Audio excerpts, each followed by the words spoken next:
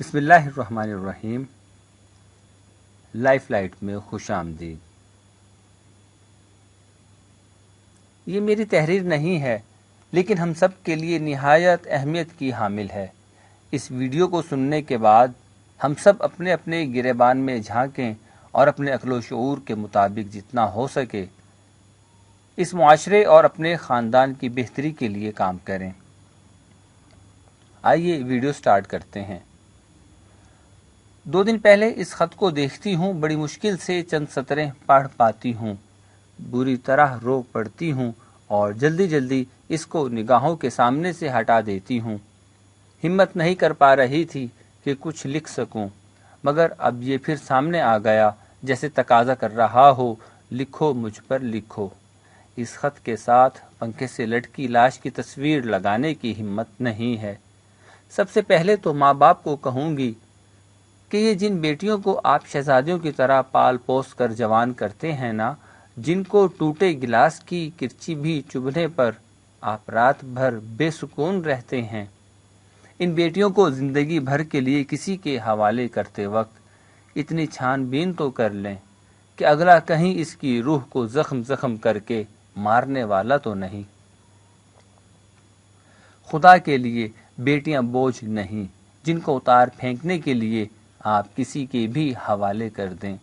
گھروں میں بیٹھی ہیں، ان کو پڑھائیں لکھائیں، معاشرے میں ایک مقام بنانے دیں، مگر خدا را یوں نہ کریں کہ پھر آپ کو ان کی لاشیں ملیں یا وہ زندہ لاش بن کر اپنی زندگیاں ختم کر دیں۔ اور جو لے جانے والے ہیں ان کو یہ کہنا کہ یہ جو آپ اپنے گھر میں ایک انسان نما چیز اٹھا کر لائے ہیں، یہ مکمل انسان ہے، دل و دماغ گوشت پوست کی انسان، اس کے سینے میں آپ کی طرح کا ہی ایک دل دھڑکتا ہے، اس کو بھی درد ہوتا ہے۔ اس کو تانا دے دے کر یہ باور کروانا کہ دنیا کی سب سے بری عورت اس لیے یہ اور یہ نہیں کیا، یہ اور یہ کمی ہے، سوچئے تو وہ آپ کی کون کون سی کمی کو برداشت کر رہی ہوگی۔ اس بچی نے کہا، میرے دل کی سننے والا بھی کوئی نہیں، اس لیے میرے پاس خودکشی واحد رستہ بچا ہے۔ یہ جو بیویاں ہوتی ہیں نا، یہ آنے سے پہلے ہی اپنے شوہر کو خوابوں میں اپنا بیسٹی بنا کر آتی ہیں۔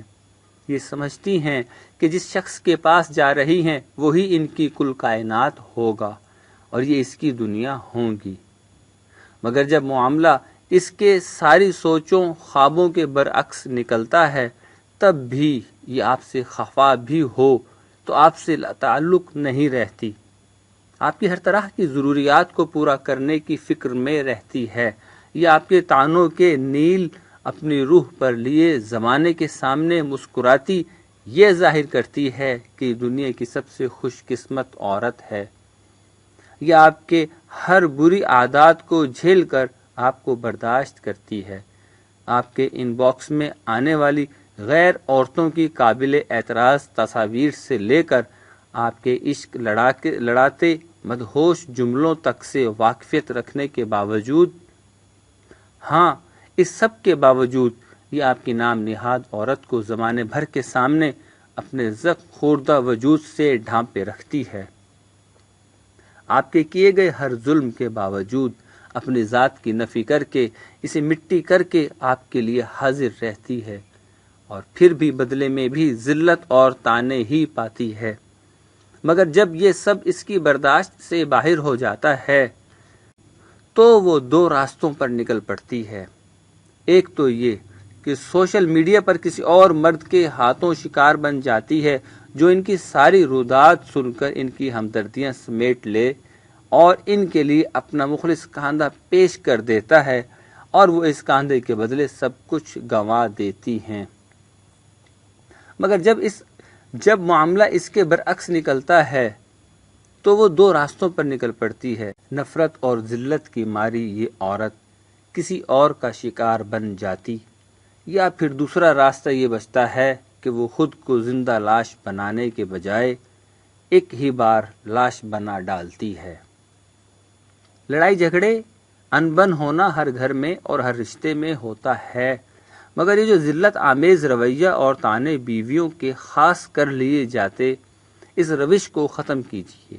یہ روش زندہ نہیں چھوڑتی، یہ زندہ لاش بنا دیتی ہے۔ کبھی خفا ہوں تو کبھی لاڈ سے ان کی سنیے بھی، اپنی بیویوں کو اپنے کاندھے دیں، خدا را اپنے کاندھے دیں، اس سے پہلے کہ یا وہ کسی شکاری کا شکار بن جائیں یا پھر 4 کاندھوں پر چلی جائیں۔